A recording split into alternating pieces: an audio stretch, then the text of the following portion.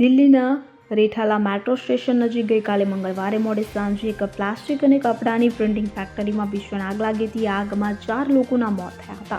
Fire બ્રિગેડે આગ ઉપર કાબૂ તો મેળવી લીધો હતો, પરંતુ તેઓને ફેક્ટરીની અંદરથી 4 બળી ગયેલા શબ મળી આવ્યા હતા. મૃતદેહોને પોસ્ટમોર્ટમ અર્થે હોસ્પિટલ ખાતે મોકલવામાં આવ્યા છે. આ અંગે મળતી માહિતી અનુસાર ફાયર બ્રિગેડના કર્મચારીઓએ જણાવ્યું હતું કે સાંજે રેઠાલા મેટ્રો સ્ટેશન નજીક આવેલી એક ફેક્ટરીમાં આગ લાગી હતી કે જેના પર કાબૂ મેળવી લેવાયો હતો. દિલ્હી ફાયર સર્વિસના અધિકારીઓના જણાવ્યા પ્રમાણે મંગળવારે સાંજે 7:25 ફેક્ટરીમાં આગ લાગી હતી. આ ફેક્ટરીમાં પ્લાસ્ટિક અને કપડા પર પ્રિન્ટિંગનું કામ થતું હતું.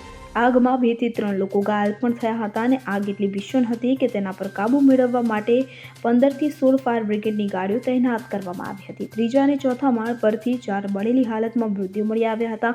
આ બિલ્ડિંગમાં ગેરકાયદેસર ફેક્ટરી ધમધમી રહી હોવાનું પણ જાણવા મળ્યું છે. 4 માળની ફેક્ટરીમાં સુરક્ષાના માપદંડોની અવગણના કરવામાં આવી હતી. આગ પર કાબૂ મેળવવા માટે જેસીબીથી ફેક્ટરીની દિવાલમાં 3 બોકારો કરવામાં આવ્યા હતા કે જેથી ફેક્ટરીમાં ગૂંગળામણ ન થાય અને અંદર ફસાયેલા લોકોને બહાર કાઢી શકાય. Bureau report CN24 news. હવે જુઓ દેશ દુનિયાની તમામ ખબરો તમારી આંગળીના ટેરવે. ઉઠાવો મોબાઈલ અને Google Play Store પરથી ડાઉનલોડ કરો અમારી CN24 ન્યૂઝ મોબાઈલ એપ.